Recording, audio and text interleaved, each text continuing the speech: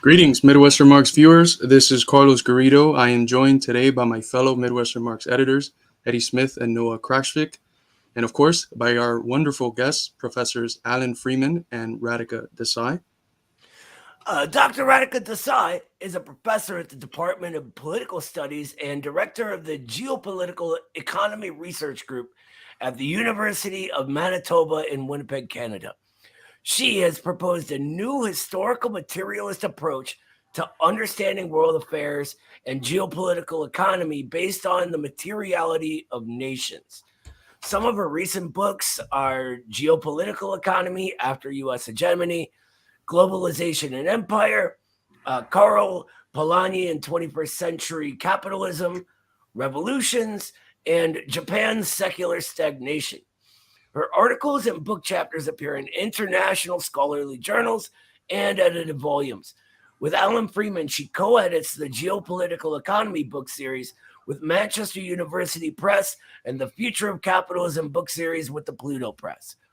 Her latest book is called Capitalism, Coronavirus and War, A Geopolitical Economy, which will appear in November and be open access. Dr. Alan Freeman is a former principal economist with the Greater London Authority and is now a research affiliate of the University of Manitoba. With Radhika Desai, he is the co-editor of the Geopolitical Economy Research Group.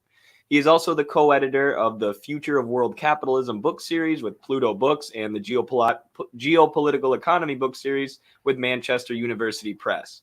He is a committee member of the Association for Heterodox Economics and a vice chair of the World Association for Political Economy. He is a board member of Video Pool Winnipeg and the Christopher Freeman Trust, and a former board member of the Winnipeg Symphony Orchestra. So thank you both very much for being here with us today. Yes, thank you so much. Righty. Alrighty, well, we can get started with the interview.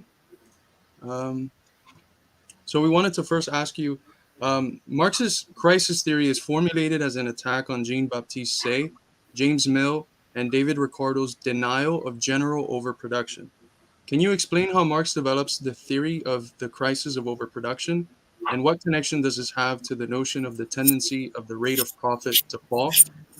In his theories of surplus value, Marx also says that the possibility of crisis is indicated in the metamorphosis of the commodity. How does the formal separation present in this metamorphosis contain the germ of the general crisis of capital?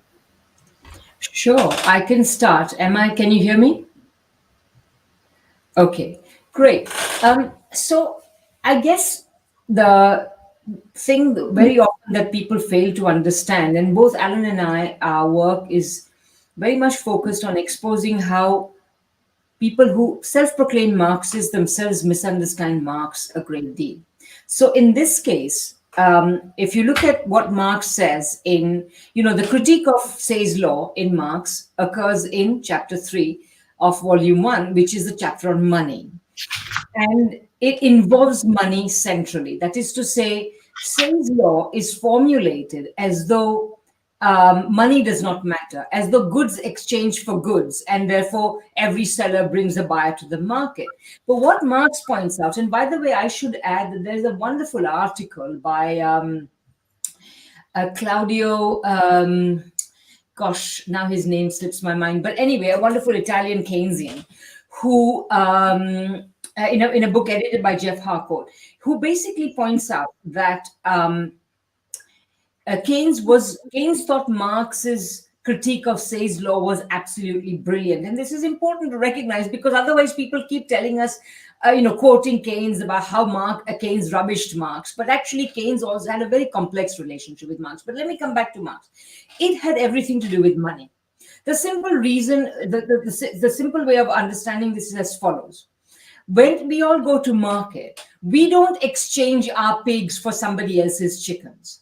What we do is we first sell our pigs, we get money, and then we buy chickens, if that's what we want to do. Now, this is where there is shall we say, sorry, I'm hearing some squeaks from somewhere. Yeah, so this is where, so the money becomes the mediator. So as Marx said, the circuit of commodities is CMC, okay? So there is a mediation of M, and that's what makes all the difference. And like Keynes, Marx was also centrally, he theorized a monetary economy. Keynes faulted the economies of his generation for not understanding this. And Marx also criticizes Say for not understanding this, because Marx says, once you have money, you have sold things, you have money, now you can choose to buy or not to buy, because money is something that can be hoarded. And Marx has many important things to say about the function of hoards in capitalism, how they are systematically necessary, and how when capitalism is going awry, is entering crisis, these holes only swell in size. Why? Because people don't invest. That is to say, capitalists will not invest, they will hoard their money. Today, of course, hoarding takes the form of investment, and I put it in heavy, heavy quotation marks, investment in financial assets. But that's not real investment. That's not productive investment. Okay, so essentially, Marx says that in the circuit of commodities, sale and purchase are broken off into two separate segments. And in this breaking off lies the seed of crisis. Why does there lie the seed of crisis? Because the thing is, when working people get money, on the whole, whatever they get in terms of wages, they will spend. Because they must spend. They need everything. Their kids need shoes, they need food, they need to pay rent, bills, etc. But the capitalist cannot be relied on to spend everything, even if the capitalist lives a very lavish lifestyle. He cannot spend everything he makes out of his money because he also needs to invest. And of course, when times are good, capitalists will invest. They would be dumb not to. But when times are not good, when demand conditions don't look great, when investment conditions don't look great, they will not invest. They will hoard their money. And this is why the possibility of crisis is written into the commodity form. In the very form, it's as though there is a cancer cell in your body. There's some gene is there already there, and that's going to lead to cancer. So there is already this element in the commodity form that's going to lead to crisis. And I would just end by saying that, because we will discuss this further, so I just flagged this. I first began my journey into writing about this in a 2010 article about consumption demand, because I got fed up to hear of me being told by all sorts of people, and in writing, in words, etc., that Marx did not think demand, paucity of demand was a problem. I'm sorry, I wrote that article and I showed chapter and verse in volume 1, Well, in Grundrisse, in volume 1, in volume 2, in volume 3, there is nothing else but that this is the greatest contradiction of capitalism. And if you think about it, this is also equally the greatest issue for Keynes. The monetary economy is not a barter economy. So, is it over to me now? yes, I think so. So look, first of all, I'm really sorry. This is not eyeshadow. I'm not a raccoon. I had a small fall, and these are black eyes. You won't see that right. So You look very tough. Thank you so much. Your words are very kind. What I'm going to talk about is mainly the falling rate of profit issue. I just want to say something. I think that Radhika put the whole issue of money absolutely correctly. I mean, this is the fundamental thing, that in any Say's law theory, you don't find money. Now, fast forward to the present time, what you have now is economic theories, which one might call Say's law theories. I call them perfect market theories. Sometimes you can call them equilibrium theories, or the theory of general equilibrium. And in the group of scholars that I work with, TSSI scholars, we call them simultaneous theories. And the basic idea is the same that Say had, which is because goods exchange for goods, there cannot be a crisis. There cannot be a glut. There cannot be everything is overproduced. And as Radhika has explained, the flaw in that is there's no money. But the reason actually there's no money is everything clears. All markets clear. That's what I mean, a perfect market theory. Now, if you assume that all markets clear, you actually can't have a crisis. The crisis can only be caused by something external. I often say this is like the medieval theory of God, so God is absolutely perfect. So no harm can come from God. So, hey, who created the devil, right? Well, the communists created the devil. That's the answer. And economics really is a religious system. It's what I call a pseudo-rational system. I sometimes use the word Columbianism to describe this, because it's the philosophy that starts with 1492 and says a whole new world was created by this great discoverer. Columbianism says nothing can go wrong unless some terrorist or communist or Russian or whatever makes it go wrong. Now, there is a Marxist version of this. Not only is there a Marxist version of this, but that is the standard Marxism. If you go any college and get a Marxist lecturer, and some of my best friends are Marxists, but you will be told that Borkovich showed and Sweezy demonstrated that Marx was just another general equilibrium theorist. Now, here's the problem. If you use that way of talking about what Marx said, Marx's explanation for the rate of profit falling cannot happen, because what Marx was trying to do is people often say it's like a prediction. It's not a prediction. It's very important. It's an explanation. If you look at what's actually happening, the West has been in a state of decline, or the North, as I call it, the global North, since 1952. I've got graphs. I'm, maybe display them, maybe send them around. There are articles I've written. It's a fact. And this fact parallels the decline in investment, which drives that fall in growth, and the fall in investment is driven by the fall in the rate of profit. So it's an observed fact. Now, what Marx says when you read him writing about Ricardo is he doesn't say, I've just proved the rate of profit falls, because everybody could see it. Ricardo, Mill, all these guys, it's going on, right? They all had different explanations of it. And Marx says it's capitalism, dummy. It happens because, and the way it happens is because of accumulation. It happens because every year there's a surplus, and some of it is consumed by the capitalists, and some of it is not. And everything that's not consumed by the capitalists has to go somewhere. Well, it either goes into productive production or it goes into finance, which we'll come to later. Either way, the total profit that you have in society is being divided amongst a larger and larger mass of capital. So the rate of return on that goes down because the denominator of that little formula for the return on investment, rate of profit, call it what you want, is going up. So it's actually a product of accumulation. But hey, accumulation is what capitalists do. As Marx says, what is it? Accumulate. That is Moses and the prophets, right? If they stopped accumulating, they'd stop being capitalists. So in a sense, if you want to know what causes the falling rate of profit, it's capitalism dummy. But we are denied the access to that knowledge because you have these perfect market philosophies, including the way that Marx is presented, which say that that's actually impossible. Well, it is. It's happening. And the explanation is Marx's. Thank you so much for that explanation. I really like that you put it in the way of it's an explanation, right? Rather than some theory of is it happening or is it not? And you have people tell you all the time, oh, the falling rate of profit doesn't happen. But that's not at all what Marx was saying. Anyway, that leads perfectly into the next question.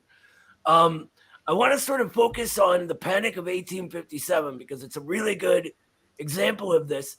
What role do you guys see that having in the development of Marx's crisis theory? How does this Panic of 1857, relate to the Great Depression, the crisis of 1973, and even the 2008 Great Recession? So shall I start this time? Well, it just so happens I've researched this, okay, because I was very interested in a guy called Schumpeter. Now, you may or may not heard of Schumpeter.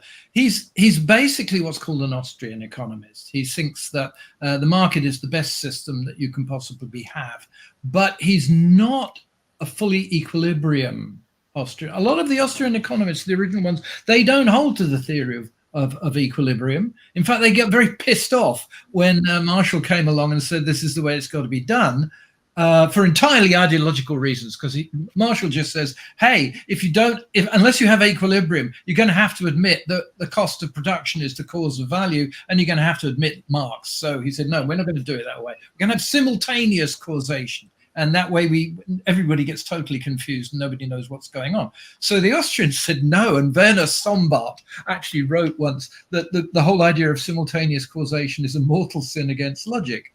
Well, Schumpeter was more in that school. What he had was a theory of capitalist self-restoration. So his idea was, yes, capitalism can go out of equilibrium. It can go up, it can go into massive overproduction, it can go down, which is where it is now, but it will always come back. So he did a very careful study of Marx and said, Marx grasped something in 1857, which is up until then, everybody thought that financial crashes were an accident.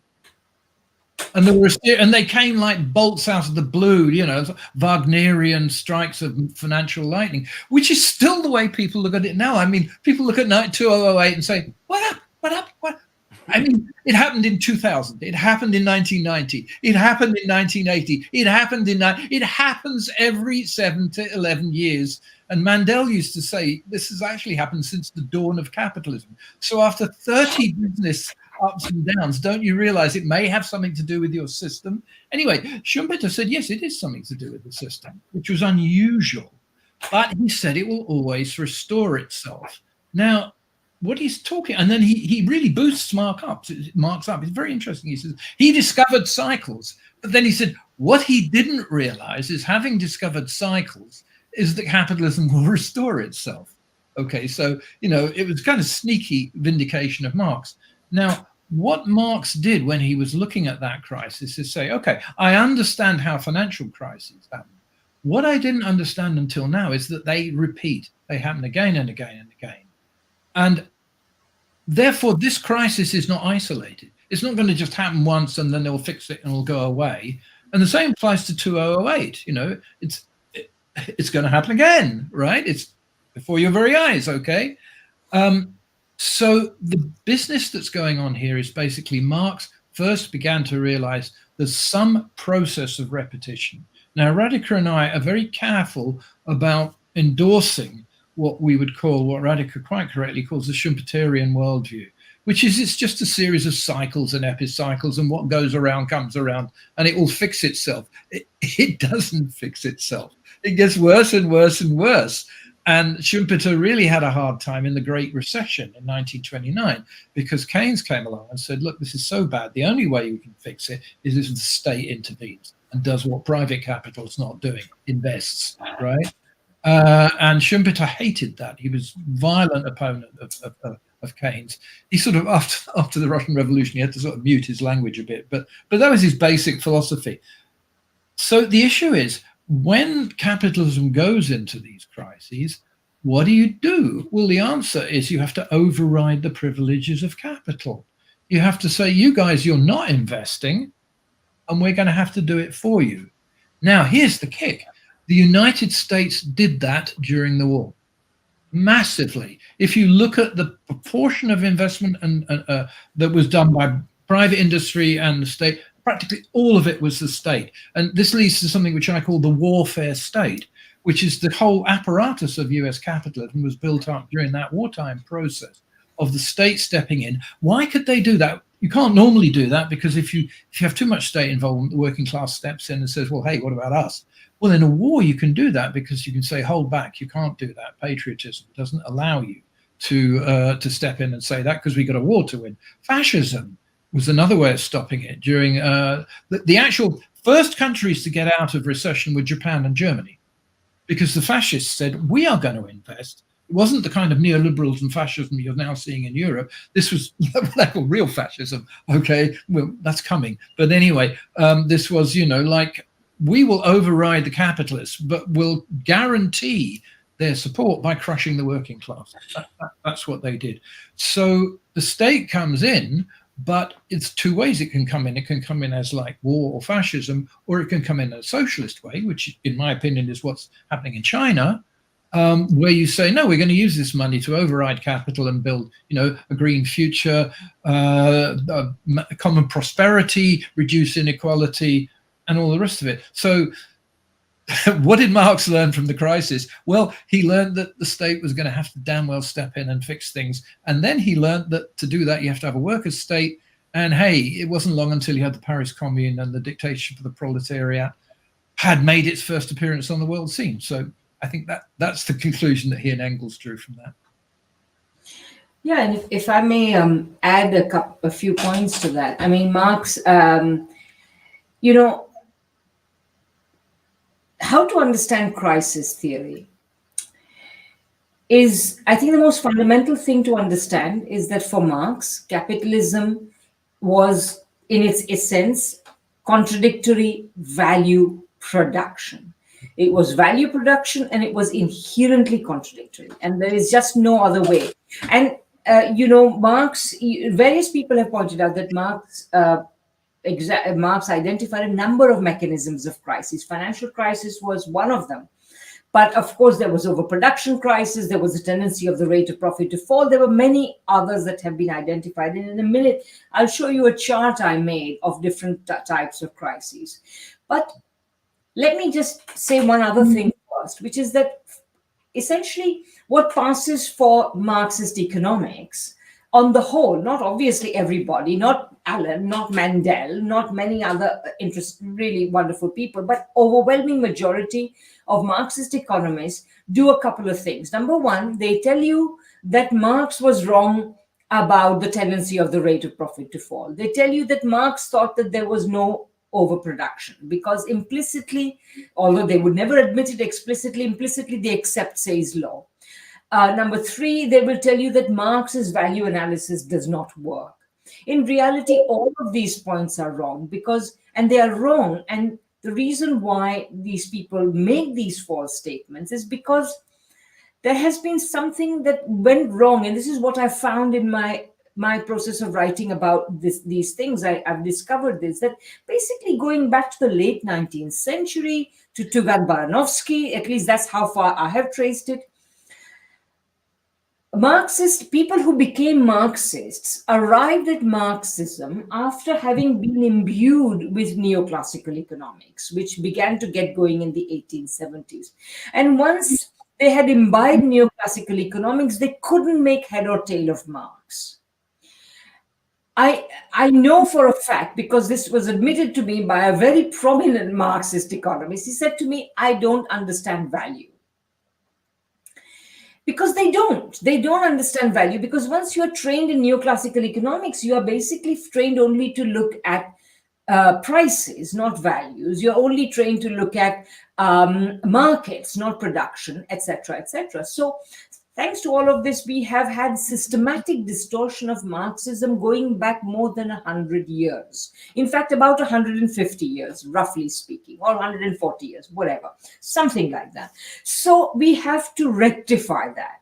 Now, in this process, among the neoclassical economists, Alan said something very important and interesting. The Austrians are not equilibrium economists. But you know why that is? It's because they are even harder pro-capitalist thinkers than the equilibrium theorists. Because you see, if you say that capitalism always in capitalism, markets always clear, everything's hunky-dory, then if there is a problem, then you can say, well, this theory is wrong.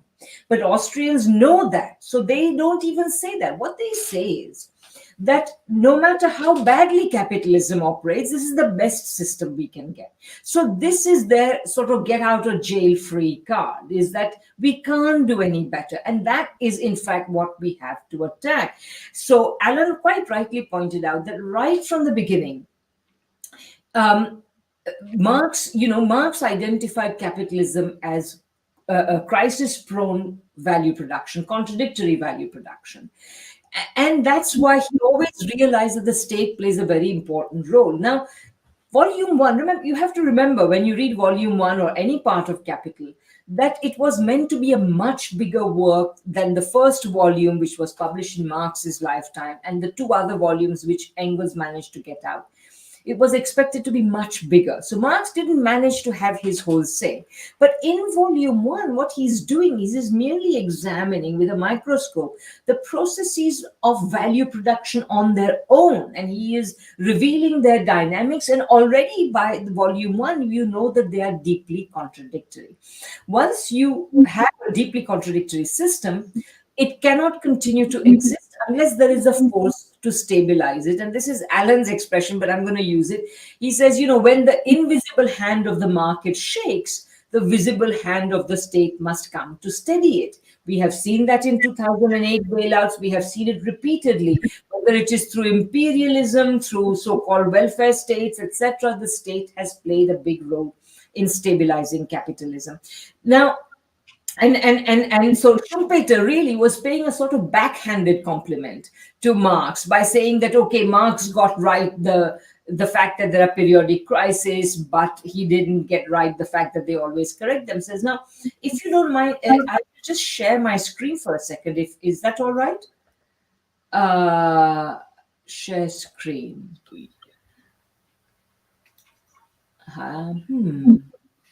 Share screen.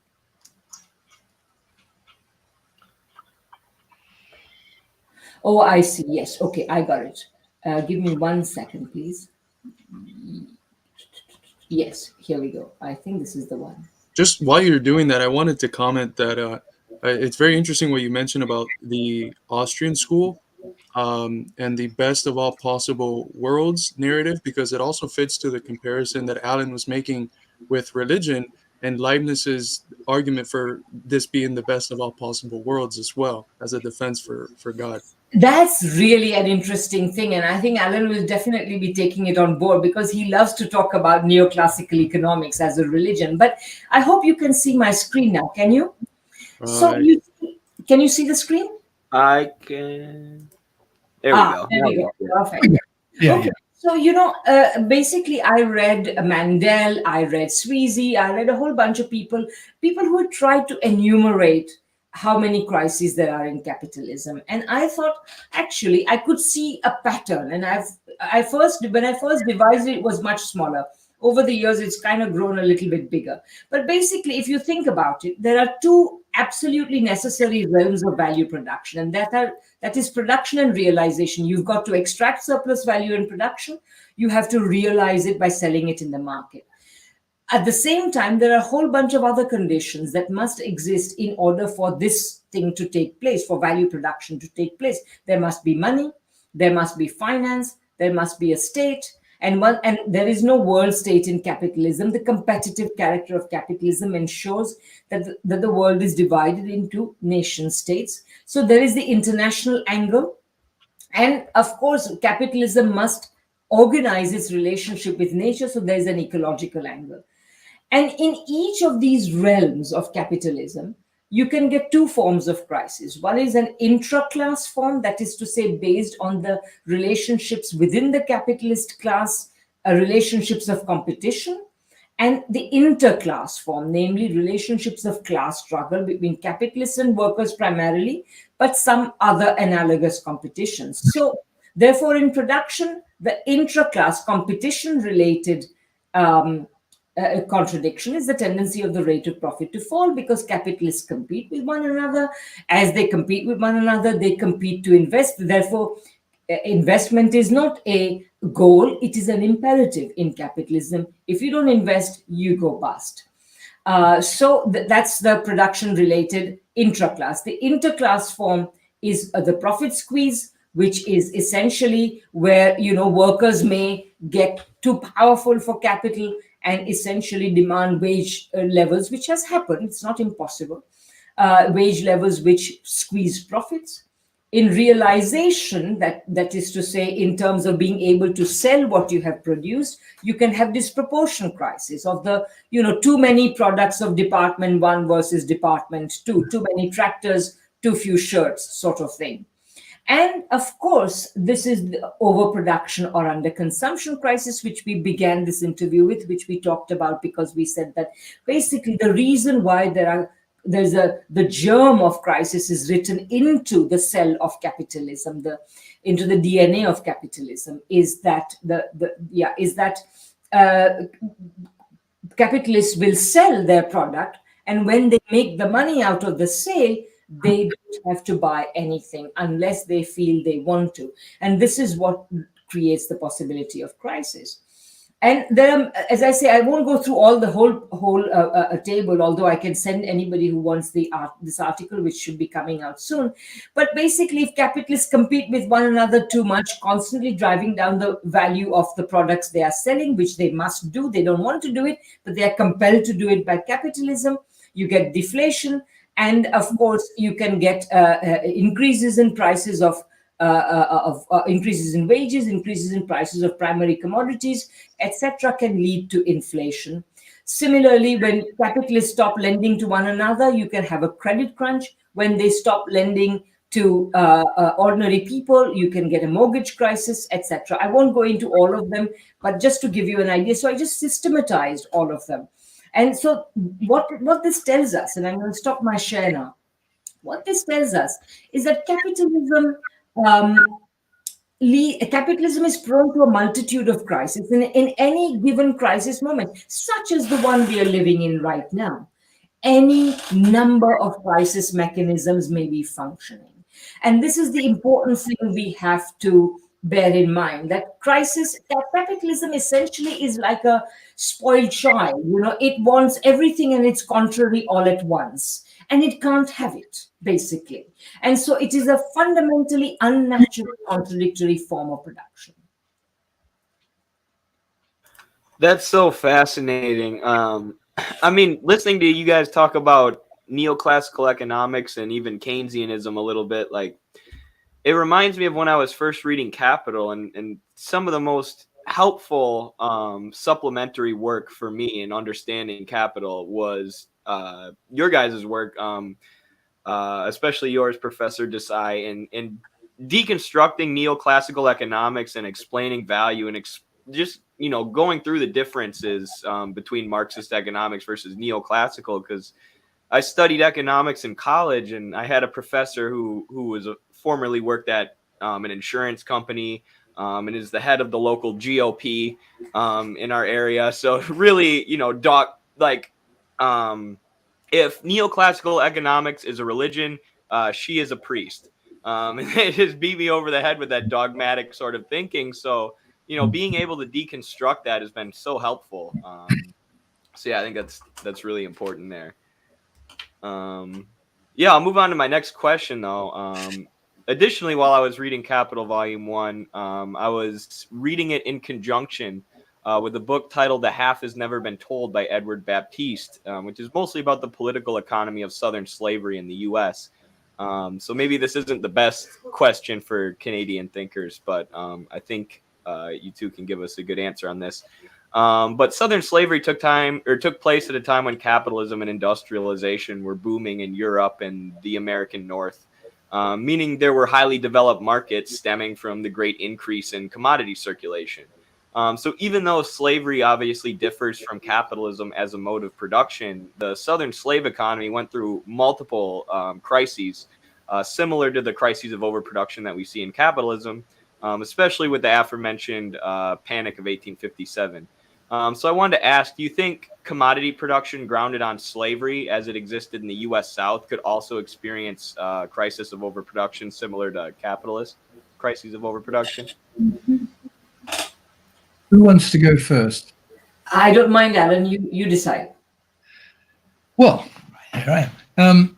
No, this is a particular concern of mine because I've had a long-standing debate with Brenner and the political Marxism school, who essentially say that slavery is not part of capitalism. And I think that's just so wrong that one doesn't know where to begin. The highest number of slaves that you find in the United States was just before the Civil War. There's this mythology, which is that we had slavery, then we had abolition, then slavery stopped. No, what happens is people started slave breeding. And it was entirely associated with growth of a mechanical application, which is Eli Whitney's gin, which was a way of producing cotton from stuff that would grow in the Midwest, which you guys should appreciate. So, there's this book written about, what's wrong with Kansas? Why do people vote this way and that? Well, they vote that way because they didn't even know whether they were a slave state before they entered the Union. They had a huge fight about whether they would enter the Union as a slave state or as a free state. And Marx charts this fantastically. I just advise everybody to read Marx's account of the Civil War, where he says that what provoked the Civil War was the fact that actually the slave states would have become the majority. Well, the fact that the labor is forced doesn't mean it's not producing value. You're selling stuff for money. And if you read the writings of people who are talking about King Cotton, you'll see that the whole of the Manchester industrial capitalist class was totally in favor of it. Totally in favor of it. Because I think that people talk about steam and coal and all that stuff. I think it was a clothing revolution. What was happening was this, that it was possible to massively increase the productivity of cloth and clothing and sell it to people on much lower incomes than before. And it was the expansion of demand for the machinery that was processing cotton that drove the Industrial Revolution right up till 1870, okay, and even beyond. So the intimate connection between slavery and capitalism, not just in the United States, but in Britain, is the dirty secret of the United States and of Western civilization in general. So, that's my view on that question. And I just don't understand how people can say that unless you're being paid wages, you're not part of capitalism. I mean, slavery is now coming back, right? Actually, it's being slave relations, indenture relations. I mean, what's a domestic servant? What's a domestic servant who is imported from the country, where they've got nowhere else to go except the family houses and they can be kicked out of the country? All kinds of stuff can be done to them. What's sex trafficking? It is indentured slavery, or between the two, and that's being done by capitalists who are making money out of it. So the whole notion that you have to have wage labor, like pure capitalism, standing on its own 2 feet, is just a myth. Capitalism is colonialism. It's colonial through and through. It's colonial throughout history, and it's colonial now. Except what you have now is economic colonialism instead of direct military colonialism. That's only because they're too weak to be military. Yeah, if I want to add something, sorry. You'll gather. Also, Alan, please move your mic closer to you because we were losing you there a little bit. But if you don't mind, I'd like to add a couple of things because I, of course, completely agree with what Alan is saying, and I know how much he's studied this. But I'm speaking from a different angle, like not from studying the actual numbers of slaves and the dates and so on, but just very broadly, back in the 80s, there was a huge debate around the so-called articulation of modes of production and, what exactly counted for capitalism and what did not, because these were the years during which the Brenner tradition, the political Marxist tradition, attacked dependency theory for, claiming that we have been living in capitalism for the last 500 years, etc. And I must say that I don't entirely agree with Brenner, but nor do I entirely agree with the dependency school. But there was a wonderful reconciliation of this by Jairus Banerjee in a very important article in Capital and Class, gosh, going back to 1977. I read it in the 80s. And he makes a really good point. So, first of all, one has to understand that to ask the question whether slave owning masters in the United States were capitalists or not already assumes that you tell whether something is capitalist or not depending on the mode of labor. Like, is it free wage labor or is it not free wage labor? And then you can tell capitalism or not. And I think Banerjee came up with a very ingenious and I think very correct solution. The fact of the matter is that we know, because capitalism is all over the world, it has, in most colonial parts of the world, there is very little that goes for actually free wage labor. Plus, on top of that, even in Western countries, whether there is free wage labor or not, we can, debate that. But what we do know is that a capitalist enterprise can extract surplus value, essentially the difference between C plus V, where, S upon C plus V. It can do this in a variety of forms of labor, many of which may not be very free. And so what makes an enterprise capitalist is the following. Is the investment made in order merely to draw out a surplus whose magnitude doesn't matter? Or is the person who is investing saying, okay, if I invest here, I will get 15%, but if I invest there, I will get 20% return? What is the nature of the accounting system? This is what matters. And this is what brings, by the way, accounting right into the heart of understanding what capitalism is, because sometimes I was talking to these colleagues of mine who are very progressive accountancy professors, and I said, if you read Capital, you can read it as a manual of accounting, because it's all about what counts as what, essentially. But nevertheless, what I'm trying to say is that what matters, what makes it capitalism or not, is the actual mentality of the investor. Is he investing just in order to live richly, as perhaps some of those people were? But the moment you go from that to saying, okay, this gives me a bigger return than that, I'm going to shift my capital out of this and into that, that's when you get capitalism. That's fascinating. Thank you. That was a really enlightening answer. I just wanted to pull this up. Oh, shoot, I got to share my screen too. When I was reading that book about the political economy of slavery, The Half Has Never Been Told, alongside Marx's Capital, I noticed something similar to what Alan was saying, that Marx is talking about the vast increase in textile mills and the vast increase in worker cooperation and obviously the productivity of labor that comes from industrialization. And it creates in Europe and even the American North this unlimited market for cotton. So it basically becomes the more that they can produce, or the more they can torture the slaves into producing, the more money they can make and the more capital they can accumulate. So yeah, that was interesting. Thank you. I wanted to also intervene before we get into other topics and ask a question that came from the audience, because it's kind of in line with what you guys have been talking about. Could both professors outline their issues with, for instance, New Marx lecture and Marxists like Michael Heinrich, who seem to place less emphasis on crisis theory? I think this one is for Alan.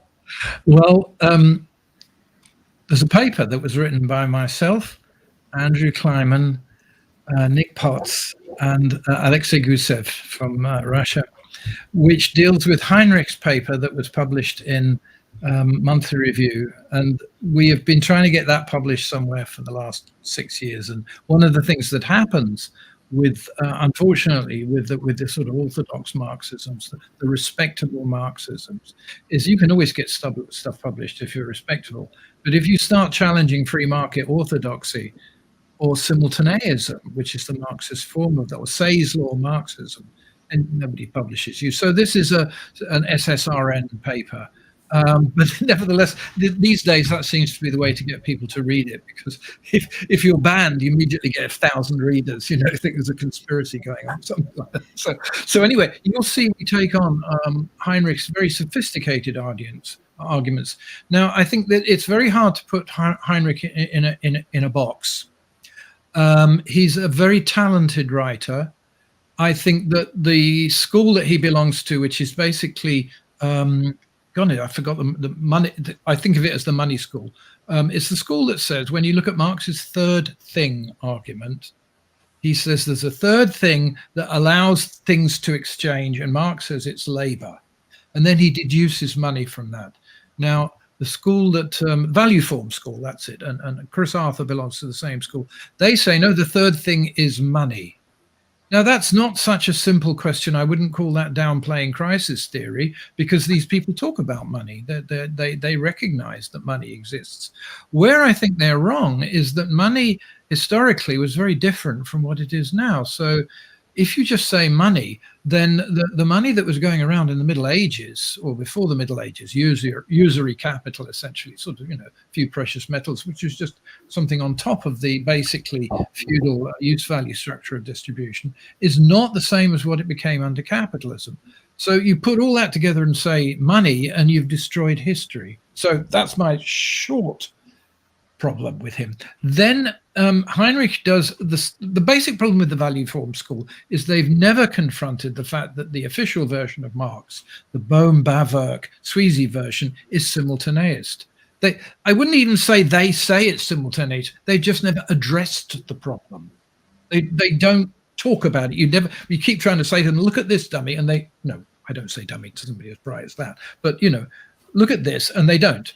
Okay, now the consequence of that is they join in the general chorus of people trying to say Marx was wrong.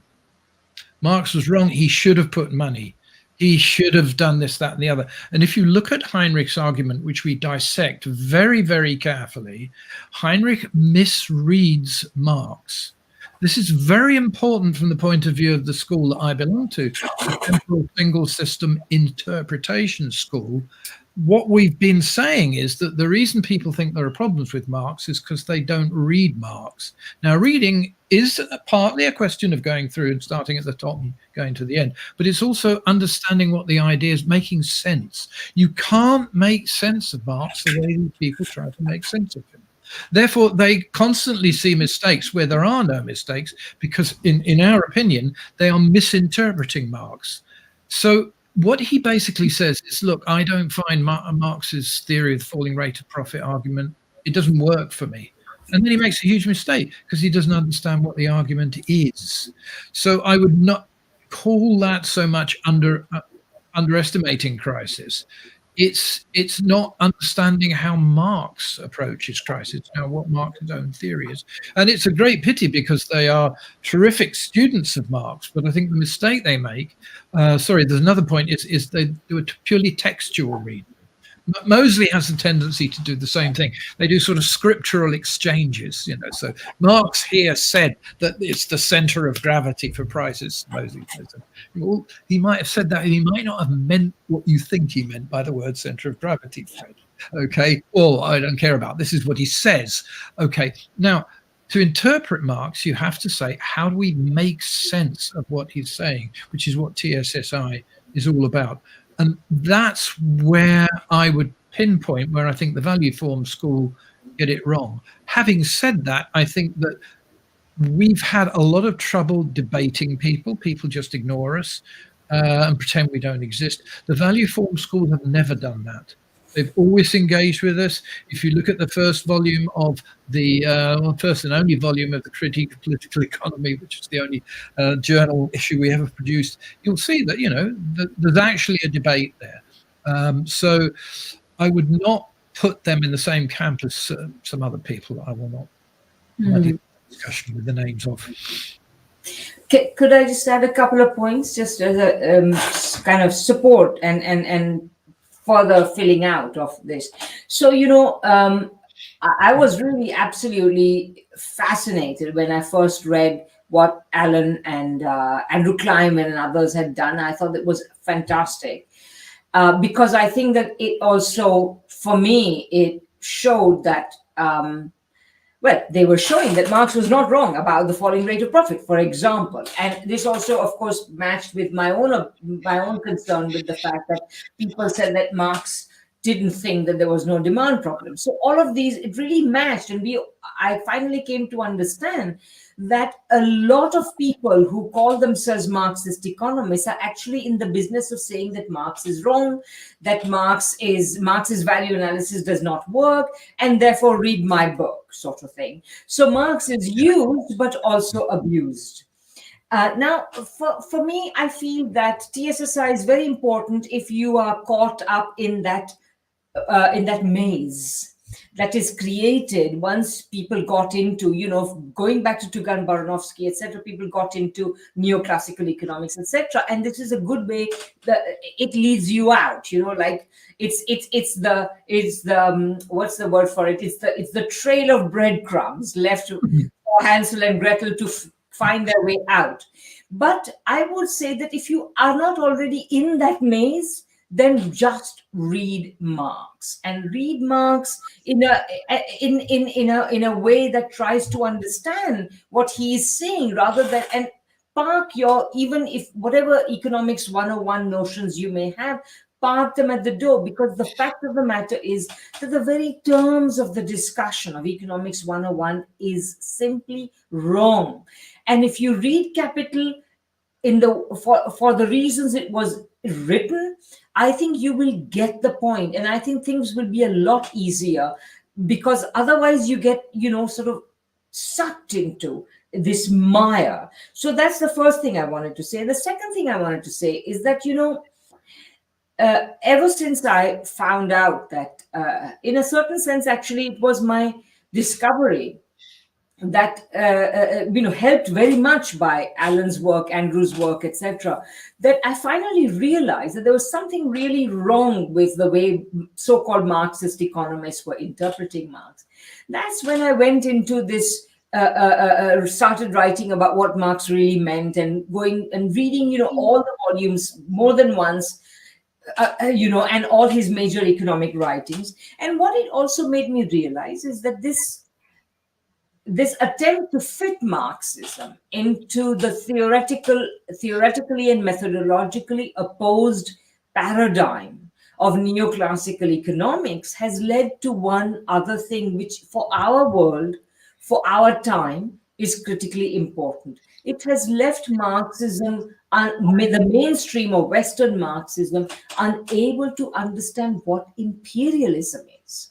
Because you see, capitalism is contradictory. Because it is contradictory, it is expansionist and imperialist. If capitalism did not have its contradictions, it would not be looking for outlets for surplus capital and surplus capital and surplus commodities. It would not be looking for artificially lowered prices of inputs, both labor and raw materials. So the fact of the matter is that capitalism is imperialist because of its contradictions. And one of the key reasons why Western Marxism does not get imperialism, why it so easily goes over to the side of everybody who is waving the flag of imperialism, which has democracy and human rights written on it. The reason why this happens is because in Western Marxism, we don't understand imperialism.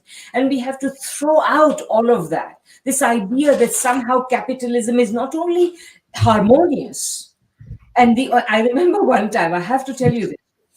This is going back to, like, I don't know, 2008 or thereabouts, some kind of Marxist conference I was at. And I was sitting next to another very well-known Marxist. And I objected to somebody saying that, I whispered to him and I said, what do they mean? There are no contradictions. And he leans over to me and he says, capitalism has no economic contradictions. And I just nearly fell out of my chair. This is a very well-known Marxist who is telling me that capitalism has no economic contradictions. Like, why do you even claim to be a Marxist? I ask you. So anyway, capitalism is contradictory. That is what makes it imperialist. And unless we understand it, we cannot understand why so many socialist revolutions have taken place outside the homelands of capitalism. Why is it that even today, if there is, in fact, we are living in a time where the opposition to capitalism is not coming from working class movements. Unfortunately, the left has failed to lead them anywhere good. It is coming from states, China primarily, but many other states, once it came from the Soviet Union as well, that are opposing capitalism. And in order to understand this, we have to throw out this so-called, the mainstream anyway, of Marxism. Mandel called himself a Marxist economist. Alan and Andrew called themselves. I'm not contesting all of them, but the mainstream of what passes for Marxist economics in Western countries is deeply flawed.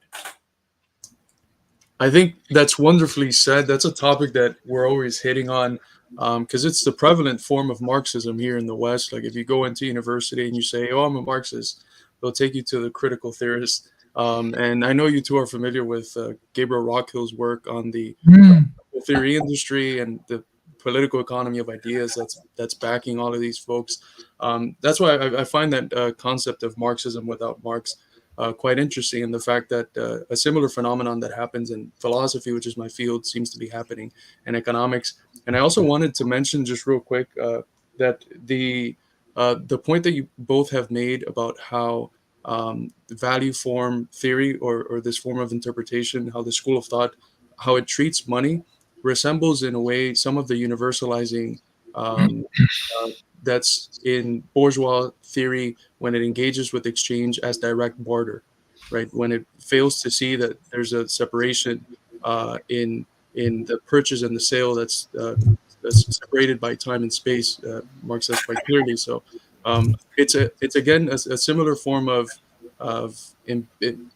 inserting forms of bourgeois consciousness into the Marxist discourse and the Marxist method. That's a good point, Carlos, because the first thing they'll teach you in a neoclassical economics class is, this is a beneficial trade. If I have cows and I want pigs and my buddy has pigs, I trade cows for pigs, and that's the end of it. But like you said, there's that, metamorphosis into money. So yeah, I guess I'll go on to the next question here, unless anyone has anything else to add. But we could do it a different way, which is to go straight on to financialization, which I think is where we're heading in the next question anyway. And I wanted to share a screen, which is a quote from Keynes, which I'm sure Radhika knows. So I hope it works. I'm just going to press the share button and say share screen. It's easiest with two monitors. Thank you for that. Works best. Yeah. Okay. Share screen. Select window or screen. Okay, I want to select window or screen. Now what do I do? Select window or screen. Nope. Anything next? Any advice? I've got something saying select window or screen. Relevant papers. Yeah, relevant papers will do. Here we go. Now allow. There. Can you see that? Yes, we're pulling it up now. Okay. This is Keynes. This is Keynes, and everything is in there. The ordinary theory of distribution, where it is assumed that capital is getting now its marginal productivity, is only valid in a stationary state. Now, the stationary state is exactly the simultaneous perfect market, Say's law stuff that all the economists think, including, I'm sad to say, as I say, the value form people, right? And Keynes is saying that is only valid in a stationary state, which is a polite Cambridge way of saying it's not valid, okay? Because stationary states don't exist. The extent of investment in any direction will depend on the comparison between the rate of return over cost and the rate of interest. Now, what he's saying is that if your rate of profit falls to a certain point, you get more interested in buying financial assets and lending stuff to money people and buying debts than in investing in production. And then he goes on, the demand for capital is strictly limited. It would not be difficult to increase the stock of capital up to a point where its marginal inefficiency has fallen to a very low figure. That's just Keynes' language for you accumulate so much that the rate of profit becomes so low that all you want to do is buy up financial assets. Now, that's what's going on. That's what's going on right now. And there's data and figures which we've collected. The rate at which since 2000, American and British capital particularly, because they're the most highly financialized economies, have been simply buying financial assets instead of investing in production. It's incredible. And then you get a double whammy. You're not producing enough. Now, what do you get if you're not producing enough? It may seem strange. You get underproduction. Not all prices are overproduction. You get underproduction. Why do you have inflation? They're all telling you too much demand, too much demand. Workers, profit squeeze, bang down wages. No, it's because they are not producing enough to satisfy the demand that is created by people who just want to live and just want to heat their homes. It's a supply problem, and that's because they've run down production and everybody's going into getting debts and financial assets. So it's a double whammy. There's not enough production, so you get inflation. And then you get financial assets, which massively overinflate, because that's what financial assets do. They go up in price, not because there's any more of them being created, but they're going up in price because they're going up in price. So everybody buys into them. This is the latest hot thing. And then it all collapses. So you get this double whammy, underproduction, which is what we're living through now, in my opinion. Chronic systemic underproduction relative to the demand that could be satisfied if only they were to, raise the living standard of people instead of crushing it. And then at the same time, massive financialization, which is produced by the falling rate of profit. And all the people that I know that talk about financialization, they've got a fantastic analysis of financialization. They'll document it till they're blue in the face. But the one thing they don't say is it's caused by the falling rate of profit. They don't say it's being caused by exactly what Keynes and Marx say, which is that the capitalists are moving their investment out of investment in production and into wild, crazy speculation and war and whatever. So anyway, I just thought I'd share that at this point.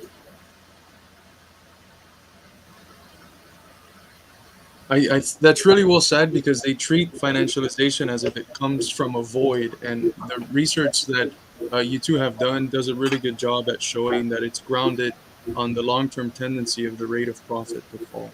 Yeah, they just make it look like bad behavior. Well, if it's bad behavior, you just whack people and they stop it. But it's capitalism, dummy. They're not going to stop unless they're going to stop being capitalists. Precisely. I was just about to say that they treat it as if people just make a choice to invest here or there at a certain time, like it doesn't come from anywhere, when the whole basis of Marxism is that there's a reason for each of these things happening. Absolutely. I just want to ask, do we have a time limit here? Is there a certain time that we have to let you guys go? I just don't want to keep you too long. Maybe when I start falling asleep. Okay, perfect. He wakes up at 4 o'clock. If you guys can keep going, we would be happy to continue.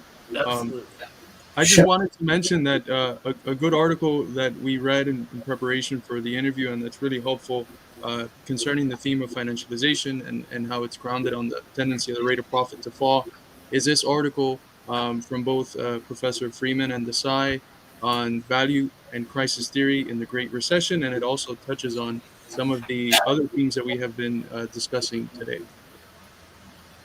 Awesome. Yeah. Yes. All right. I guess I'll move to our next question then. Our next question is actually about some of the work that you've written. It says, in your article, Value and Crisis Theory in the Great Recession, you describe how Marxists without Marx, along with other bourgeois understandings of the crises, miss the mark. Can you elaborate on why these interpretive frameworks fall short? And can you explain what the temporal single system interpretation, TSSI, is and why it presents a better framework for understanding capitalist crises? I'm going to cheat. By Andrew Kleiman's book, which he wrote in 2007, Reclaiming Marx, and it's all there.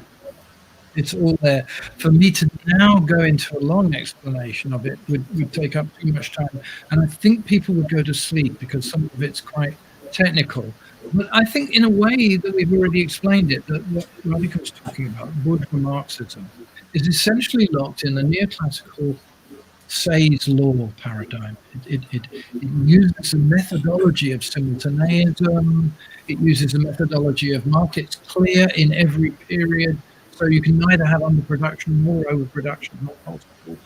And when you do that, you have to, if you try and interpret Marx using that framework, you get a nonsense Marx. You get a Marx that has all the contradictions he is accused of. His transformation of values into prices of production doesn't work. His explanation of the falling rate of profit doesn't work. And you're left being a sort of, even though you're a Marxist in academia. So what the TSSI originated with a whole bunch of people from all over the world.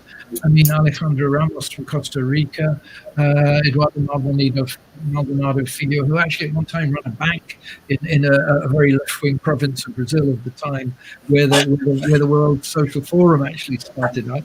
And Kleiman, myself, Nick Potts later.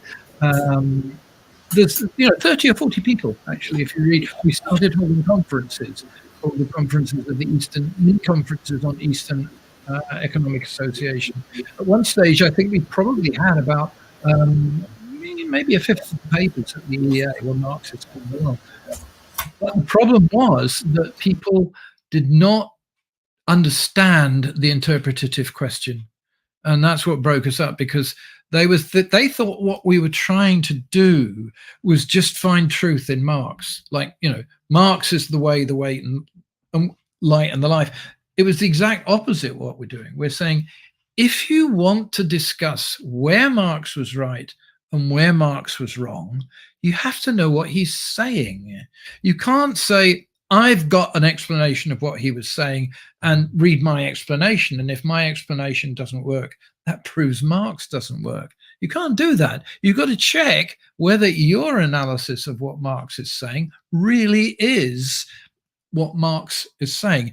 And Andrew has this wonderful criterion, which is called the Stigler-Barkey criterion, which he gets from the philosophers, of how you can judge what's the best interpretation of a text. And he said it simply says the text that makes the most sense of the claims that the author makes. I hope I'm doing justice to this, but my advice is buy Andrew's book, look in the index for the Barkey-Stigler criterion, or Google it. Barkai is Barkey, and Stigler is Stigler, and it'll all come up, and that'll get you into it better than if I give you a long technical explanation.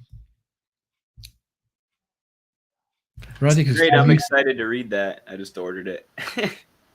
Yeah, can I just come in for a second? Yeah. Okay. So on the main, so I think Alan's really gone into very well into the TSSI perspective. But you were asking about essentially what is financialization, what is wrong with the way in which the mainstream understand financialization, etc. Mainstream of both Marxism and non-Marxism. So let me just say a couple of things, well, several things about it. One is that, so financialization is really a symptom of the decline of capitalism in a certain manner of speaking, because Keynes says somewhere that a certain amount of speculation on a steady stream of enterprise is no problem. But when the speculation, I'm paraphrasing, when it becomes much bigger compared to the stream of industrial enterprise, then you have a problem. And this is really one of the more important things to know about understanding what financialization is. So, I think Alan, I think I'm right in saying that Alan and I would say that financialization has occurred as partly as a symptom of the decline of capitalism since the long downturn. I mean, Alan's analysis actually shows that capitalism has been declining since the 50s, but certainly we know that from the 1970s onwards, it has been in this so-called long downturn, what Brenner calls the long downturn, the end of the golden age, the beginning of the neoliberal age, in which, although neoliberalism said that it was going to revive capitalism's mojo, it was going to revive capitalism's productive dynamism, it didn't. What we have witnessed are 4, maybe now getting into 5 decades of exceedingly low growth in the Western capitalist economies. Instead of reviving the productive dynamism of capitalism, what we have seen is an explosion of financial activity. And I remember reading some of the first works on this explosion back in the 1980s. I remember particularly a work by Alain Lipiès, who was a regulation school theorist, who wrote a very fine book called The Enchanted World, in which he is talking about the emergence of finance, etc. I think it was published in the mid-1980s. And then, since then, of course, by the 1990s, lots of people were waking up to what was happening, and there was a more writing. And then after the 2008 financial crisis, particularly, there has been an explosion of writing about financialization. So the first thing is that financialization is a symptom. But I would say there is a second thing, which is that in my own work, I have argued in my own work on geopolitical economy, I have argued that the United States, from beginning in the early 20th century, nursed the desire to emulate the dominance that Britain enjoyed over the world economy. They knew, of course, that they could never acquire an empire the size of Britain's. But they thought, okay, we won't worry about the empire. We will settle for having the dollar as the world's money, just as sterling was the world's money before 1914. The problem with this desire was that sterling was the world's currency before 1914, precisely because of the size and scale of Britain's empire. The sterling system provided the world with liquidity, basically because it extracted surplus from its non-settler colonies, like India, British India, so including India, Pakistan, Bangladesh, and for a while Burma. Extracted surplus from these colonies, from Africa, from the Caribbean, and exported it to the white settler colonies. Former white settler colonies included, like the United States, Canada, Australia, New Zealand, and also to Europe. I've written a heck of a lot about this. I won't bore you with the details, but the point is this was the mechanism. If the United States didn't have an empire, there was no way it was going to be able to emulate this. So up to 1971, the dollar system was subjected to increasing crises and the gold window had to be closed. And then after 1971, beginning particularly in the mid to late 1970s and 80s, basically what you had is that the dollar system has relied on expanding financial activity. So I would say there are 2 things involved here. One is sort of contingent and historical, and the other has to do with mechanisms that Marx very well identified. And these 2 have married today to create this horrific financialization, which has become, one of the main, exploitation, of course, occurs. Exploitation in the classic Marxist sense, volume 1 sense. But you also now have predatory finance skimming off both profits and wages, profits of smaller companies, wages of workers, in order to create a vast mountain of debt. I should, of course, also add governments of first world countries, but also of third world countries. And so we now, in the name of capitalism, we now have this, I forget who it was who called it a giant vampire squid, sucking up value from everywhere and essentially putting it in the pockets of obscenely rich capitalists like the Bezoses and the Buffetts and whatever. So I would say that we are at this point, and this is particularly important to point this out because we are still living in a Western Marxism which likes to portray capitalism as if it was some kind of Promethean production apparatus. It isn't. Capitalism is failing productively. The only thing it's doing is creating this predatory vampire squid type of suction mechanism, sucking away people's hard-earned profits, and even in some cases hard-earned wages, and even in some cases hard-earned profits. But I'll end the hard-earned profits only of small enterprise. I'm not talking of the big corporations whose profits are anything but hard-earned. Interesting. Thank you again for that answer. I just want to thank the 100 people or so who just joined our stream. Wow.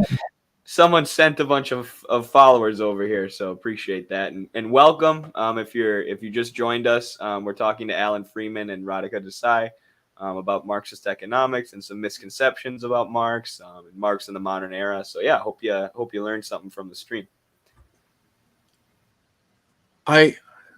Noah, do you want to ask your question? Because I think it's relevant to the... Yeah, that would be great. So this actually ties into a lot of what Carlos and I have been thinking a lot about recently, which is personal debt and the creation of this beginning in the 1970s and sort of escalating since then, right? With car debt and home loans and student debt especially. So as it becomes increasingly harder for working people just to survive, we turn to this debt as something of a solution.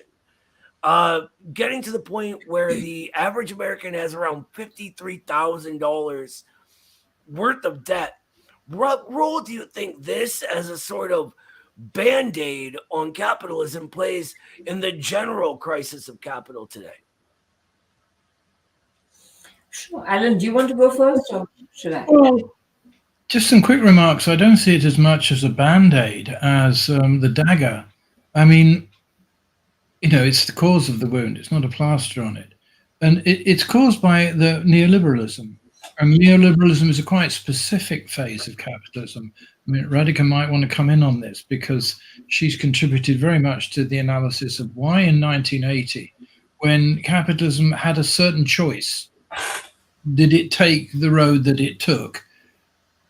And neoliberalism is often thought of in the West as being aimed at the Western working class. But there's a lot of evidence that one of its principal targets was the global South. It was by reintroducing debt slavery. It didn't set out and think, let's reintroduce debt slavery.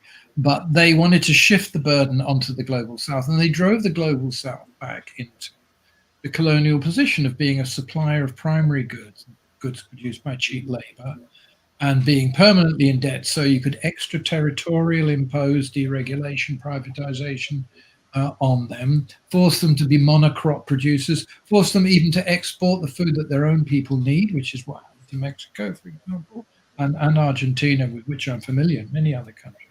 Now, the neoliberalism turn essentially said capitalism needs, the vampire squid system is very good. We're not producing enough profit out of what we do, so let's do more of what we do. Let's buy up the health service. Let's get more people into debt. Let's find other people that we can enslave with debt, because that's the only way we now know how to make money, because we're not producing anymore. That's what's going on. So the indebtedness was not like people suddenly said, "Oh, right, I'd really like to get into debt." No, the people went out and sold debt to them. That's what happened to the third world. People just went massively before the Volcker shock. They went to Mexico and said, "Hey, get into debt. We'll lend you money." I got very involved in Argentina, and they have this thing called odious debt. And odious debt means that somebody sold you a pup. Somebody sold you a debt and you didn't need it, and suddenly you're forced to pay, and you can't stop it because the exchange rate is such that you thought you could pay it back at the time, and now you can't. So I think students are in a very similar position. I think they're having debt forced on them. It's not a solution to anything except the need of the companies that want to have, financial assets in their portfolio to have more and more risky assets. And the same thing happened in the run up to 2008 with ninja mortgages and all the stuff. They were selling debts to people who couldn't possibly expect to pay, and they were just pushing the can down the road and getting everybody. I don't know if everybody's seen the Ferguson's Inside Job, but it's just a wonderful take on how this happened. Everybody got everybody else to certify everybody else that this was okay to do until it collapsed. And then when it collapsed, everything came tumbling down at once because it was a giant pyramid. So my short answer is debt is not something that people take on. Debt is something that is thrust on them. That's so interesting, especially with earlier you were talking about neoliberalism as a new phase of capitalism and how capitalism has been on the decline since the 50s. And after World War II, I think in 1949, you have the creation of the IMF and World Bank, and this sort of US-dominated global financial system that can shove debt upon the global South with these structural adjustment loans, and shove debt upon our own people. And actually, some of the recent writing I've been doing was looking at how Bill Gates has used charity in Africa, basically saying we're offering these agricultural loans, which are then just, loans from Western banks with debt-trapped farmers. Same thing they've done in Colombia. They say we're giving humanitarian aid, we're giving charity. And really what they're doing is setting up banks who just give credit cards to Colombian people who can't afford them. Like they said, and they say we're giving them $10,000 of credit is what they'll say, which is really just bringing debt. Yeah, and the whole microfinance, Grameen thing, that's exactly, hey, we've just found a real cool liberal way to get people into debt. May I chime in with? Yeah, I think we should, definitely. Okay, so, I just wanted to add to Alan's excellent remarks about this whole issue. So I would say that, credit, the original question was, is credit a solution? And the fact is that basically what has happened in the neoliberal era, I mean, I remember back in the 1980s, mid-1980s, when I was here as a graduate student, and I had friends who were refugees from Iran, and they had hardly any money, but they were being given credit cards. Why is that? It's called financial inclusion. At the other opposite end of the spectrum, on one visit to India, I was chatting with somebody, and he said, I was explaining to him what the sorts of things I was interested in. And he said, "Oh, I could fix you up an appointment with a former governor of the Reserve Bank of India. And, he would be the equivalent of Jerome Powell in India at one point." I agreed to go, and I was amazed. Like, this guy, all he could talk about was financial inclusion.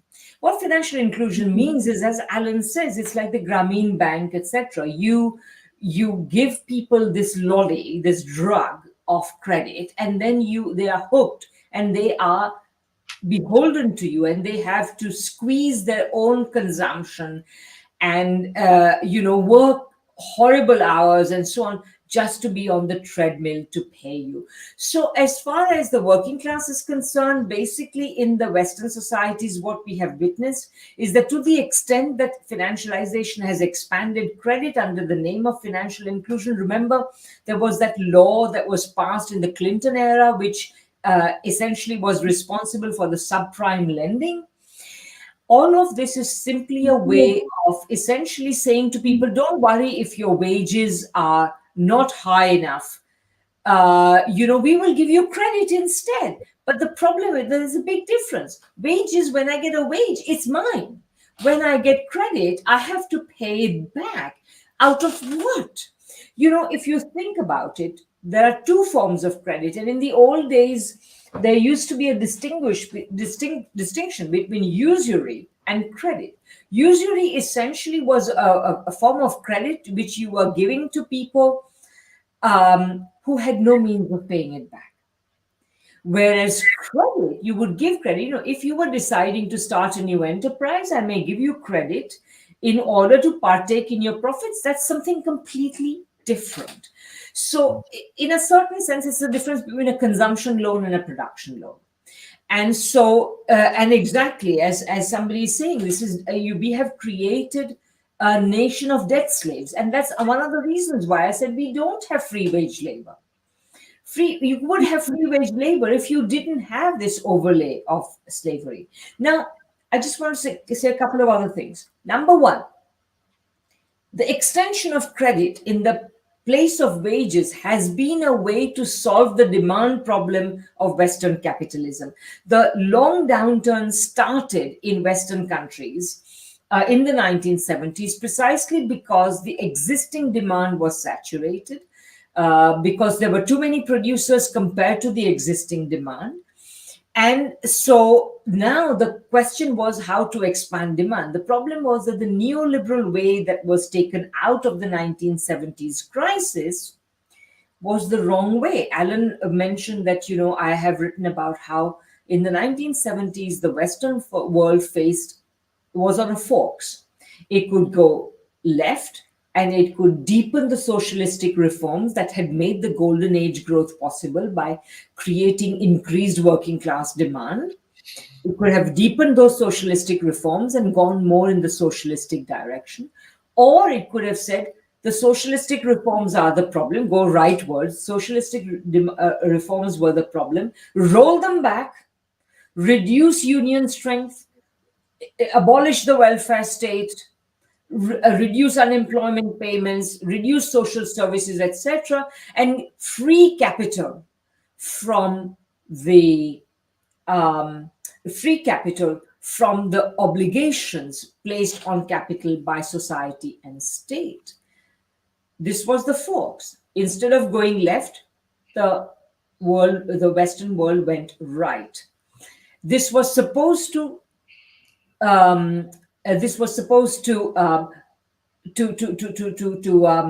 revive the productive dynamism of capitalism, but it could not, because freeing, if you had reduced regulation on a competitive economy, you may have got those results.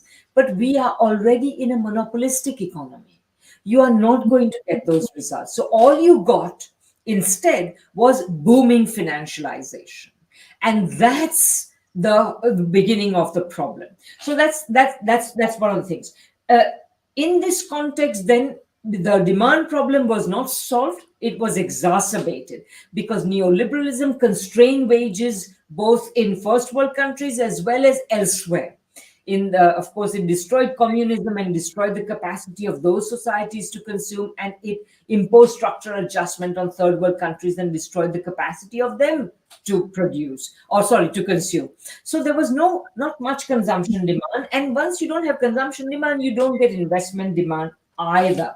So in this context, neoliberalism has basically been digging the hole deeper. And I would say that, somebody says, what's wrong with you if you keep doing the same thing even though you don't get the results you want? That's madness. Neoliberalism has been the madness of the Western countries. And instead of actually, abolishing neoliberalism way back in the 80s or the 90s or even the 2000s, we have continued it. What it has done is it has shifted shape over time. So now we have gone from classic neoliberalism to globalization to empire to austerity. And now in this decade, I would say that we are going to get pseudo-philanthropic neoliberalism. What do I mean? Or pseudo-civic neoliberalism. What do I mean by that? Somebody mentioned Bill Gates.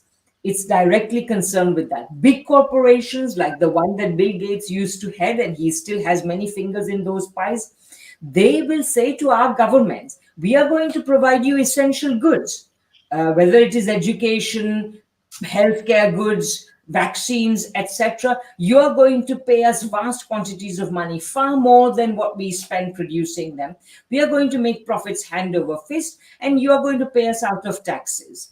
This is what the kind of the neoliberal capitalism, because neoliberalism was never about free markets. It was always about empowering corporations, and we remain on that road. That's very well said. And to your point about to both of your points about how neoliberalism really sucked the third world dry and participated in this debt slavery. I wanted to sort of maybe close out with a question about where the world seems to be heading right now, which is to a condition which, in the Marxist-Leninist jargon, it's nearing a time where the ruling class cannot rule in the old way, right? The politics of the empire has always been connected internationally to the activities of the empire. And we have a world where the proxy wars against Ukraine and China have failed, where Latin America has a pink wave that's coming through. And there's many exciting things going on in the world right now. And a big block of the world is saying no to American imperialism and NATO imperialism. So I wanted to ask, under these conditions, what's going to be the relationship of the upcoming crisis, and is it going to be exacerbated by what seems to be a more difficult uh, terrain to extract in the ways that the empire used to extract from the third world? Yeah. You start. Okay, I'll start. So no, I think that's a brilliant question. Well, you start. Okay. No, I think that's a brilliant question. And I should just say that, the Western world is already in a deep, deep political and international crisis. It's in a deep political crisis because, you got essentially you've got this opposition between this one socially liberal neoliberal establishment that Biden represents, and then the socially illiberal neoliberal establishment that Trump represents. In this picture, what's wrong with this picture is that the left is missing in action. We have to go beyond these discussions and into some kind of action. Because the fact of the matter is that there is no left critique. One of the things that happened during the pandemic, we've hardly discussed that. But in the pandemic, I was so dismayed to find that our governments, our socially liberal governments were doing horribly. Because they're neoliberal. They may be socially liberal, but they are neoliberal. They were doing horribly. But the left was not criticizing them. There was no serious left critique. There should have been. There should have been a serious left critique of the murderous strategies pursued by our governments in the pandemic. It was not there. Instead, the right was there in full force, demonstrating against lockdowns, against vaccines, you name it, they were there. And I would say that they were there because the left was not there. So to me, we need the West desperately needs a left presence. Unless it is there, the downward spiral of politics. I thought that we had reached the bottom of the barrel with Trump, but no, we got Biden instead. I'm sorry to say, he has been in many ways even worse. In the United Kingdom, I thought the UK was scraping the bottom of the leadership barrel with Boris Johnson. We've now got Liz Truss. That's amazing. The capacity of Western leaderships is just plummeting. We are going into a deep, deep crisis. We have not elected leaderships that are capable of taking care of it. We have to organize a serious, and I don't mean in some disconnected way. I mean, we have to organize serious political parties that can offer an alternative. And I guess that's kind of what I'm saying in my new book, which, by the way, as was said earlier, will be available open access. You can get it for free in PDF. Capitalism, Coronavirus, and War. It's really about the bottom that capitalism has hit, and honestly, human civilization can no longer endure capitalism. Absolutely. The point about coronavirus, I love that so much because I'm doing my grad program in healthcare administration. And, I get people are pro-vaccine, and I'm pro-vaccine as well, but it's almost become like, a religion. If you're on the left, you just, support big pharma and the vaccines. And studying healthcare administration, I'm like, well, you have to be skeptical about the pharmaceutical industry and, all the big corporations who control the healthcare system.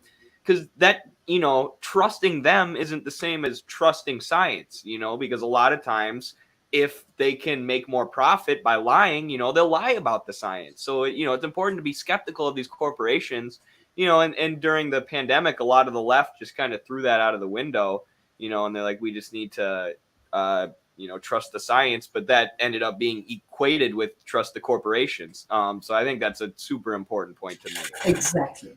I think that the only reason that the right was there was, like you said, the left was not there. These people had the right instincts that were sort of supporting this. They don't trust the corporations. They don't trust the government. They shouldn't. And if there was a left presence, bringing them forward and into motion in genuine class struggle, they would have been there with us. It was a giant missed opportunity. And I think what you said about that, Radhika, it was brilliant. Thank you. I mean, I'll just say a couple of things. That number one is there used to be, I'm a 60s guy, so there used to be this funny slogan that was around at one stage that we are the people your mother warned you about. Who are they warning you about? Who are they telling you not to listen to? They're telling you not to listen to the Chinese, telling you not to listen to the Russians, telling you not to listen to anybody except the people who are the custodians of Western truth. Well, you have to listen to the guys that you're being told not to listen to. And the reason is that the crisis that of what I call liberal thought, and I don't use the word liberalism in the same way as it's used in the States, where it's used as a term of abuse for, Democrats, basically. Not that I'm in favor of not abusing Democrats, but it's a misnomer because neoliberals are liberals too. Liberals are people who support property, and Lasordo's wonderful analysis of property, a wonderful analysis of liberalism, says that basically the limits of property are reached every time capitalism goes through a major crisis of conscience. And I'm writing a book where I say, there are three what I call moral crises of capitalism. The first was slavery, in which the right to property, life, liberty, and the pursuit of happiness. What they didn't say is life, liberty, and the pursuit of property, right? That allowed you to own slaves. Very straightforward, straight contradiction. So there was a 70-year crisis of liberal conscience, starting with abolition, ending with the Civil War. The second crisis was imperialism, because you had this philosophy that America was supposed to endorse, which is the freedom of nations. And what turned out is that the freedom of nations, when America went in and liberated the Philippines, when actually, America was going to control the Philippines instead of the Spanish. Same with Cuba, right? So it was a mockery. And the mockery was that you said, we will set you free, but we're not going to let you free yourselves. You don't have the right to, control your own destiny. We're now in a third crisis. The first two crises were just about the way property is used. The crisis we're in now is about the existence of property. Property itself has reached the limits of what it can achieve. Now, the way that one has to look at not what the crisis is, but what's the way out. And I think that the way that the sanctions have boomeranged is an indication, because you have nations coming together and forming a dollar-free zone. That's what's really going on. And this dollar-free zone contains people from every conceivable kind of society in the global south. So everybody's in there except the imperialists. In fact, the world is almost dividing now into two blocks. which it always was divided by economically, but now it's happening politically, even militarily. People are just trading without the dollar, and they're setting up arrangements, investment banks, regional collaborations, all kinds of stuff, which was just like not supposed to happen. But this is not socialism. It's being led actually by countries that are either socialist like China, or in my view, Russia is being forced back to re-examine the Soviet experience in a very serious way. And I think they'll have to confront their socialist past very soon. So there's a word for that, and Radhika pulled me up because I got it wrong. This is Chavez's idea, was pluripolarity, not multipolarity, but pluripolarity. There's multipolarity is like, that's what your mothers are warning you about. Multipolarity. You know, Tony Blair actually once said that multipolarity was the greatest threat to the Western way of life that he could. Yes, he did. And he was, you know, one of the ideological leaders and courted the Bushes and all the rest of it, right? So multipolarity is correct, but it's also pluripolar because you've got everybody in it. So what you've got to avoid is the way that the Western imperialism has a superiority complex. What I call colonialism. They mistake the fact that they're wealthy for the fact that they're good. It's a fundamental economic illusion. What they have done is they've been masters of robbery. But a master of robbery is not the same as being a master of production. So then you get the racism. You know, why are these people poor? Not because we're robbing them, because they're dumb, they're stupid, they're the wrong color, all the rest of it, right? You know, and that racism is now being turned against the Russians. The whole world is unbelievable. If you take just anywhere you see something about Russia and put in the word black or Muslim, you'll see what's going on straight away. Just make that substitution, right? They're trying to ban them from sports. Sorry to interrupt. Yeah. I mean, everywhere they're being pushed out of everywhere, and people wonder why they fight back. I mean, wouldn't you? Wouldn't you? Right? So that's a superiority complex. They can't possibly be doing this because they're inferior. Well, the reason they're doing it is because the imperialist economy is in such a damn mess that people have got nowhere else to go. And that's why you have even actually quite right-wing, you know, MBS, Saudi Arabia is actually discussing with Putin when Macron's not allowed to speak to him. You know, it's nobody's saying it's a wonderful society. The point is imperialism is creating the situation where there's nowhere else to go. So one just has to listen to them. But then the other problem is, and this really has to be sorted out in my opinion, and it's going to be a long battle, is that the alternative forces in the imperialist country that are saying we don't like it are the far right. That's what's going on. So we have a double battle on our hands. We have to deal with the imperialists, and we have to deal with the far right. And I think there is immense confusion about that. But actually, during the 30s, it was exactly the same. It was exactly the same, right? It was a straight battle between communism and fascism. The difference, and this is something that I think we really need to reflect about, is there's no international organization of the working class. That was destroyed in 1914 when the parties of the working class said, we prefer to kill workers in other countries than kill our own capitalists. And then you had the Communist International, which for a while, you know, we have many judgments on the Third International, but there was an international organization. There is now no international organization. I think that's a product of history. I don't think that's a product of some people doing stupid things.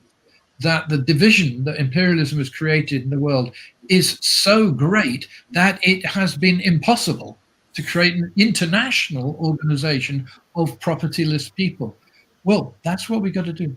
That you have to rebuild the left in the West from ground up on the basis that we're anti-imperialist first and socialist second. Because you're not going to get socialism unless you defeat imperialism. Yeah. If you want to defeat your capitalists, you have to defeat the source of their strength, which is over there in Mordor, right? It's not here in the Shires. It's in the place of their strength, which is where they're torturing and killing people in billions in the third world. That's where they're so. And if you're not against that, you'll never defeat your capitalists. So that's a real big step for the Western left to undertake. My view is that, you know, Russia has almost turned its back on the Western left, and who can blame them? That one has to earn respect from the third world, and the first thing you have to do in order to do that is to listen to it. So I would say the next step, and we in this international manifesto group, which Radhika created and I take part in, that's what we're trying to do. And we're trying to do it with everybody, including you guys, including anybody who wants to join in. So all I would say is let's do this together. Can I just share one slide? When Alan was speaking and reminding us of the whole issue of anti-imperialism, I just remember this wonderful quote from, of all people, Adam Smith. People portray Adam Smith as though he is an apostle of free markets. He wasn't. He was a deeply moral thinker. And I'm going to share this. Can you please share it?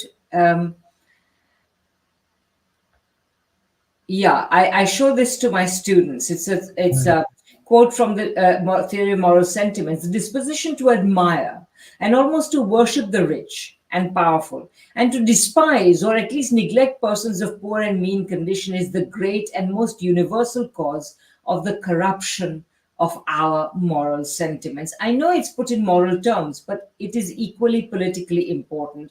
And I think this is what Alan was saying. And I totally agree. And by the way, please go and visit the www.internationalmanifesto.org, which is the organization that Alan was talking about.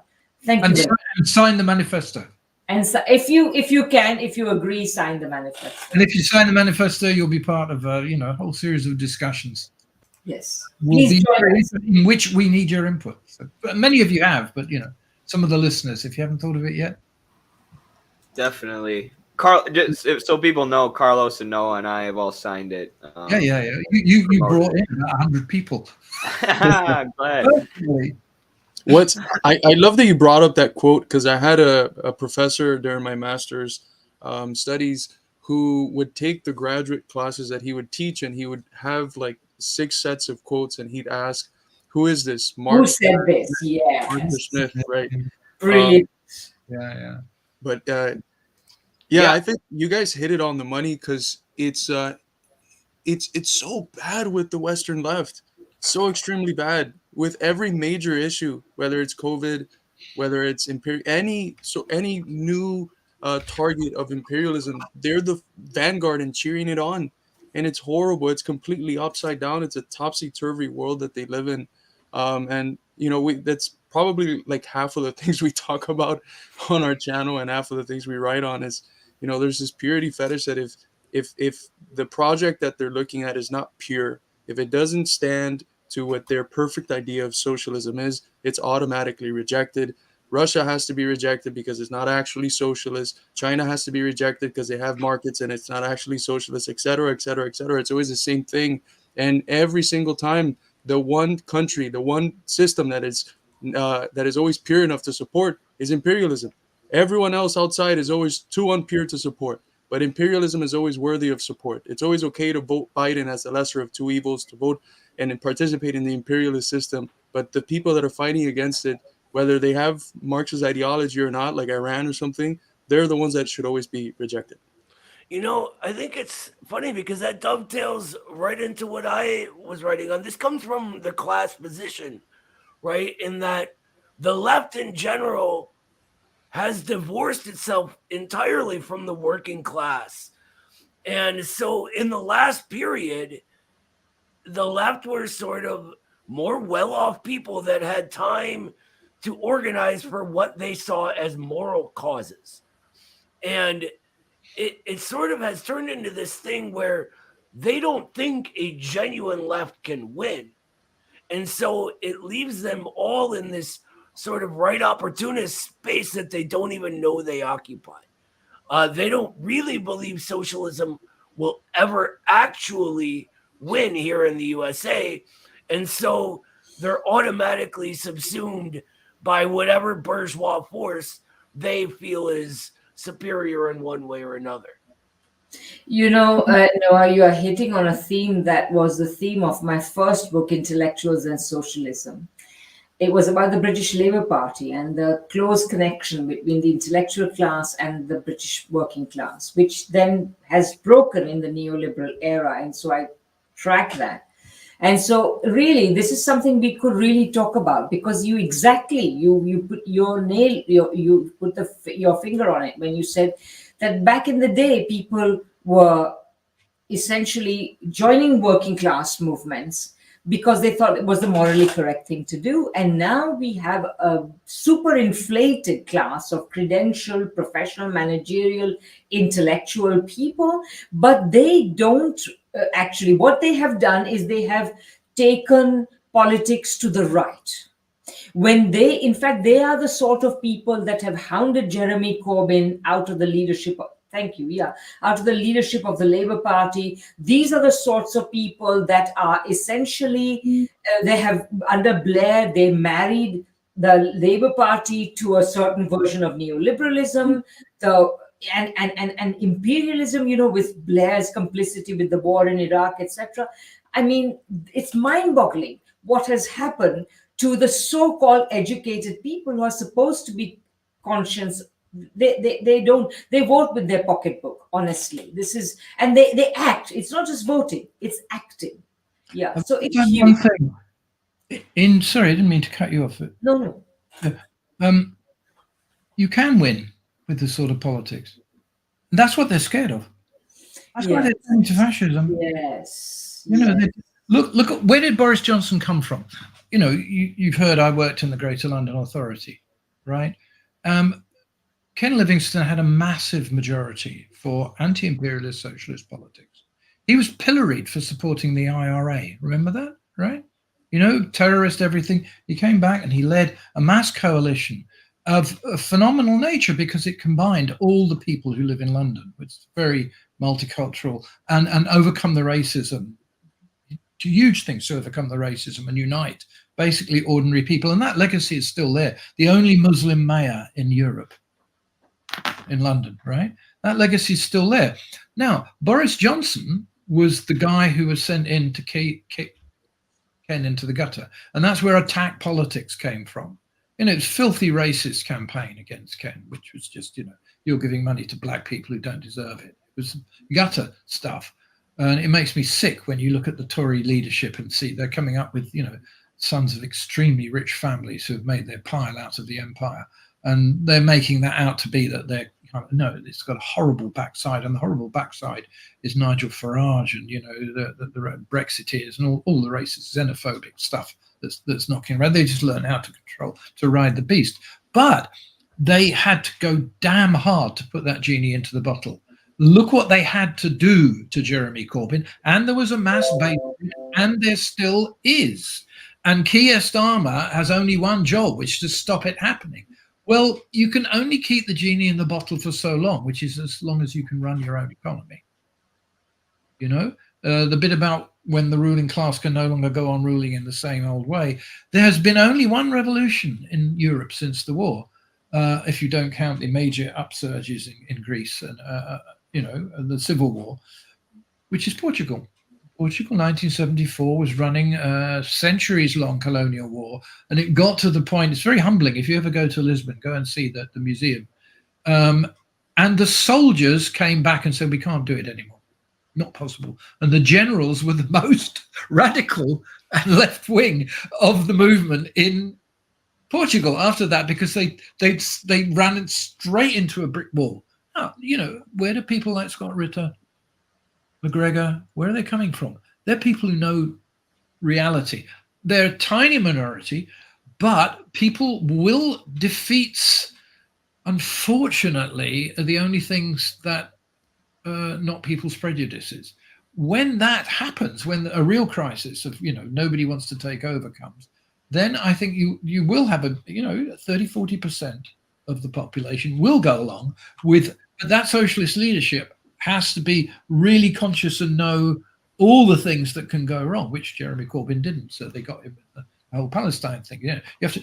So what we're doing now, I think, is working out amongst the people that we're having discussions with every single issue of world politics as it applies to being able to sustain a mass movement that will develop.